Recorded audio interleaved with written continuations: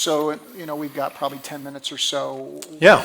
So what are the question I had here, what are the couple of the most practical, effective things that parents can do to improve their parenting situation?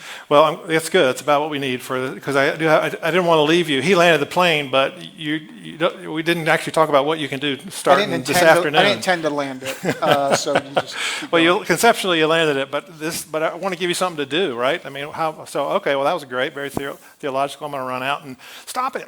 Okay, that's not where we're going here.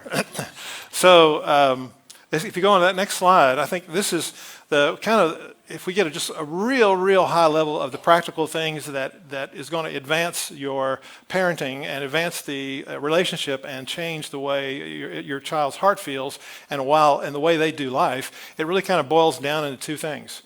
We have this tendency in our culture to be really focused over on the praise and the discipline side, and that's kind of where it is. And it feels good because when they're doing right, we run in there and we praise them, but when they're doing wrong, we're doing wrong, or maybe we even withdraw our relationship from them somewhat when they're doing wrong.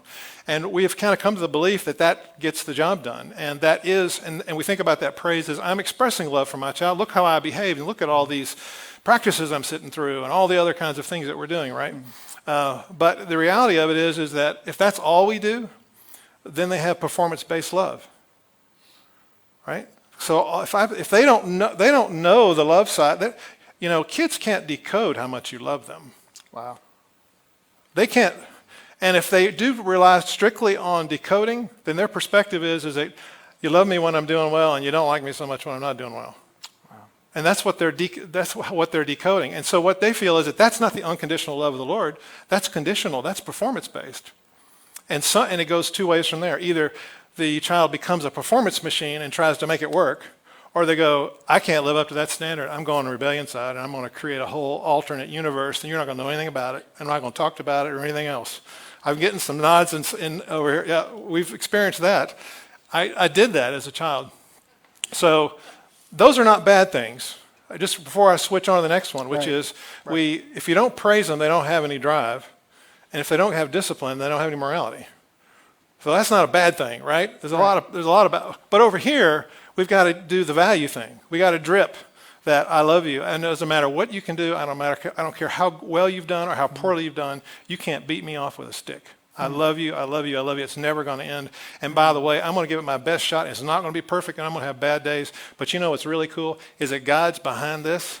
He's backfilling my imperfection, and he loves you perfectly. So whatever sense that you're getting from me when I'm getting it right, there's a level of that you can't imagine how huge it is, and it comes from the creator of the universe who brought you into the planet and gave you the very needs that you have, which he is the ultimate satisfaction of.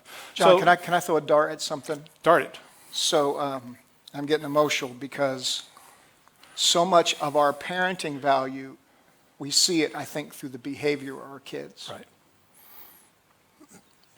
And so think about it then as your kids. I have a pastor friend. Both kids are completely away from the Lord. What do you think it does to the value of that pastor?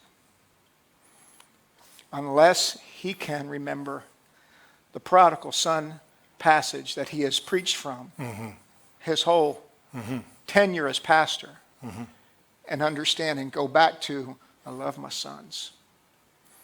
And see, if the behavior of your kids has a negative impact on your value, it's going to impact how you interact with your kids. Without question. It's going to be impossible for them not to see and feel disappointment and discouragement. And again, I think you get the two behavioral responses. Well, I want to salvage that relationship with mom and dad, so I'm going to come in line, or I'm going to run faster. Yep.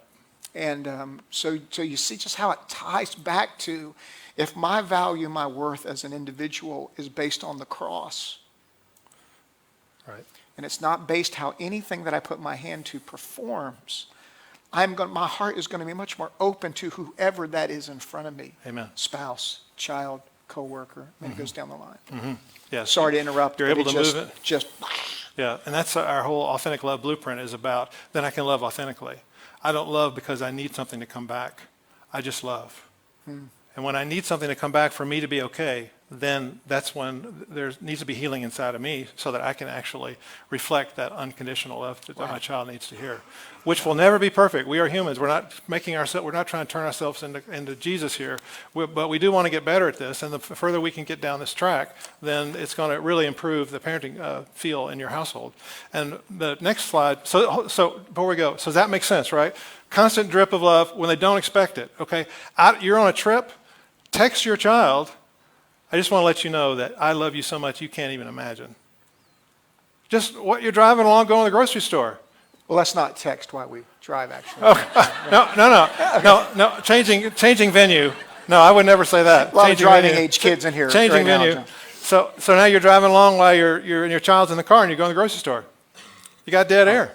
Turn to your kid and just say, you know what? I just want to tell you, I'm just really feeling the love for you right now. And make sure it has nothing to do with their behavior or their performance. Because then, that old adage about, you take the belt out and the dad says, this is going to hurt me more than it's going to hurt you. Well, unless you're dripping love on them, they're going, prove that to me. How would I know? Well, if I'm dripping and it's constant, and you know what I think also happens is that they so love and respect their parent. Now they don't want, this is really hard on daddy to spank me, so I love him so much. I want to do what it takes so he won't ever have to spank me again. So then what's that? That's desire. They didn't do it differently because you told them to, but now they're hungry to please someone who loves them. Yeah. And that's our relationship with the Lord. God wants us not to function out of discipline towards him, but out of our love for him and our desire to please someone who loves us so deeply. Yeah. Okay? So the next slide, we talk about the treasure map. And the treasure map is, the treasure chest is inside of your child. And the map towards getting this where you want to go is to put stuff in that chest, right?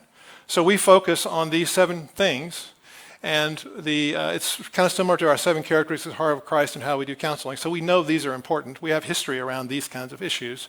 And so we just kind of we encourage people to try to address these things, because these are the things that they most need to satisfy their sense of worth, to have assurance about life, to have peace. And so an example of how you actually do one of these, if you go to the next slide, is this is these are the sort of phrases we try to help parents with some phrasing so that they can have something to say when that moment strikes and it's time to say it. And if they want to walk in with a sheet of paper and just read it off to them, it's still coming out of the parents. So it's still landing. It's not like we have to memorize this. But unconditional love and acceptance is so critical because it's the very foundation of our worth. I think that's the highest need that we have from a divine needs perspective, is that we need to have a sense of worth. It's obvious to us that you can't throw your own surprise party, right? Does that feel as good as a bunch of people jumping out from behind the couch and you didn't know it was there? Mm-hmm. What's the difference? You controlled the surprise party that you did yourself, but other people just simply demonstrated their love, and you can trust them, and that love actually brings emotional intimacy. The more in which we can accept people without fixing, criticizing, or controlling them, the more that they are touching unconditional love. Wow. Yeah. Right? And that unconditional love is what's coming from God. And that's the thing that actually brings, so I can say that to you. Well, let me open up a little further. I can say that to you, and you don't reject me yet? Let me open up a little further. And that brings emotional intimacy. With emotional intimacy becomes worth, which is that he knows all this stuff about me, and he still loves me. And isn't that really where we are with God? To be fully known and fully loved. Isn't it interesting that even with a person, there's a limit to how much you'll tell them, because you'll go, well, that one right there, that's just kind of going in the deep, dark closet. We're not ever talking about that party that I did in high school, right? So there's a limit to how much emotional intimacy we can have with people, because we have a fear of rejection at some point. But with God, he already knows what happened in high school. And he absolutely loves you perfectly. As a matter of fact, he loved you before you even did what you did in high school, whatever that was, right? So that's why we need the divine sense of unconditional love and acceptance. That's a divine need. Only God can deliver fully known and fully loved. And from there is where we want the foundation of our worth to be. So to help parents to be able to have some verbiage or just kind of just help you guys just get a little bit of orientation of some phrasing here.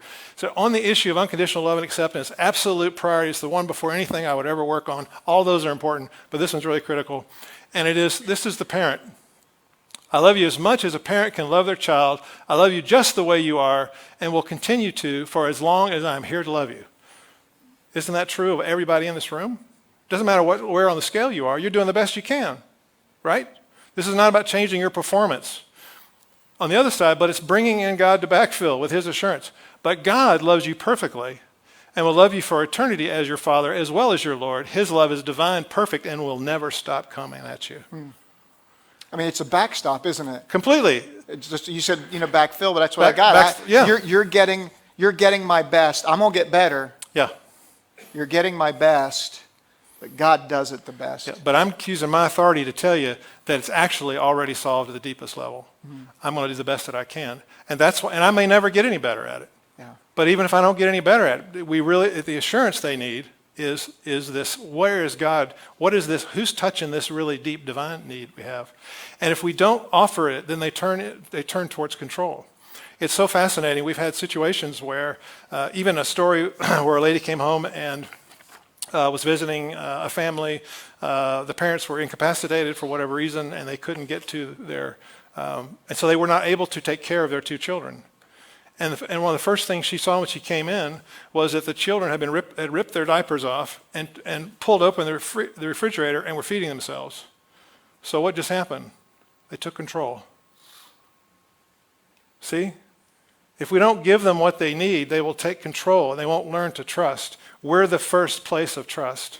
And we have to grow that trust and hand them over to the perfectly trustworthy throughout their lives. And it doesn't matter if you are 85 years old and your child is 65 years old, you still have the divine authority to speak the truth of unconditional love into that person and change. So don't say, oh, it's too late for my kids, they're off doing whatever. It is never, what is it that God can't redeem? Come on. We're doing it his way, right? So there's nothing you can't speak into with God as your backstop that will not significantly and permanently impact the heart of your child, no matter what condition they are in.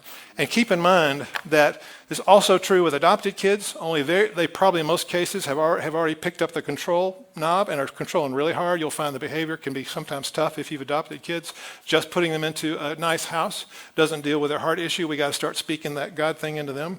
And it's also true with special needs people. We've actually had some people on the autism spectrum come in, and there was a level of their problem, their dysfunction, that had to do with the fact that nobody really addressed their spiritual needs. So no matter what condition a child is, even if they're comatose, lead them in whatever prayer or pray over them that Lord would fill their divine needs, because they're spiritual beings. No matter how they came out, what condition they're in, or what condition they'll ever be in, that divine need thing doesn't ever go away. And we are the ones that can speak it in. Team, come on up. Worship team.